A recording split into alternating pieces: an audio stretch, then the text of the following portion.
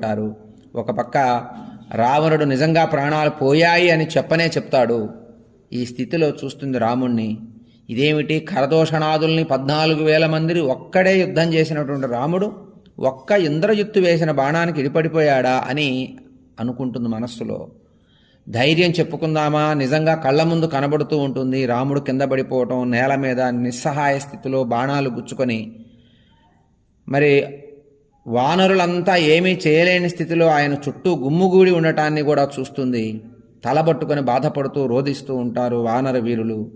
ఈ సందర్భం కంటికి కనబడ్డటువంటి సమయంలో ఇక నమ్మకుండా ఉందామా, నమ్మాలా అర్థం కాని స్థితిలో సీత వెలవెలలాడుతూ ఉంటుంది పుష్పక విమానంలో. అప్పుడు పండితులను అంటుంది సీతమ్మ, నా చేతరేఖలు చూసి, నా పాదము, నా హస్తము, నా ముఖ కవళికలు చూసి నాకు వివాహం కాకముందే పండితులు, గొప్పవాళ్ళు, జ్యోతిష్శాస్త్రవేత్తలు అందరూ అన్నారే, చక్రవర్తికి భార్య అవుతావన్నారు, సంతానం ఉన్నది నీకన్నారు. నాకు ఇప్పుడు సంతానం కలగలేదే, మరి నాకు వైధవ్యం వచ్చింది, నా భర్త చనిపోయాడు, నా రాముడు లేడు, నాకు ఎలా సంతానం కలుగుతారు? పండితులంతా కూడా ఇలా అబద్ధం చెప్పారే, నన్ను మోసం చేశారు, నన్ను నమ్మించారు, ఏదో వాళ్ళకి నచ్చినటువంటి వాళ్ళకు వచ్చిన మాటలు చెప్పారు. నా కళ్ళ ముందు రాముడు ప్రాణాలు పోవటం చూసి నేను జ్యోతిష్శాస్త్రాన్ని నమ్మాలా వద్దా అని తనలో తానే దుఃఖపడుతూ విలపిస్తూ ఉంటుంది సీతమ్మ.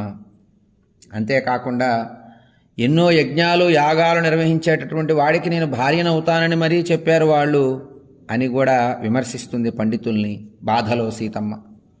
అంతేకాకుండా రాముడు మరణించలేదా అని ఒకవేళ మనం అందామా, కంటి ముందు కనబడుతోంది కదా. పండితులు వీరుడికి, ధైర్యవంతుడికి, సౌందర్యవంతుడికి, చక్రవర్తికి, ఎన్నో యజ్ఞయాగాదులు దాన ధర్మాలు చేసేటటువంటి గుణవంతుడికి భార్య అవుతావని చెప్పారు. మరి భార్యను అయ్యాను, కానీ సంతానం కలగలేదు, అడవుల పాలైపోయాను, భర్తను పోగొట్టుకున్నాను, వైధవ్య యోగం నాకు పట్టింది అని దుఃఖపడుతుంది సీతమ్మ పుష్పక విమానంలో. దీన్ని చూసి విలపిస్తూ ఉన్నటువంటి సందర్భంలో నాలో ఏ అవలక్షణాలు లేవు కదా, భార్య ఎన్నో పొరపాట్లు, తప్పులు, మోసాలు, పాపం చేస్తే భర్తకి వైధవ్యం వస్తుందని పెద్దలు, పండితులు, శాస్త్రజ్ఞులు చెబుతున్నారే, నేను ఏ తప్పు చేయలేదే, ఏ పాపమూ చేయలేదే, ఏ అబద్ధమో చెప్పలేదే, ఎవరినీ మోసం చేయలేదే, ఎవరిని నిందించలేదే. ఆ అవలక్షణాలు నాకుంటే నాకు వైధవ్య యోగం పట్టాలి, నాకు అది లేదే. పండితులు లేదని చెప్పారు, కానీ నా భర్త ప్రాణాలు పోయి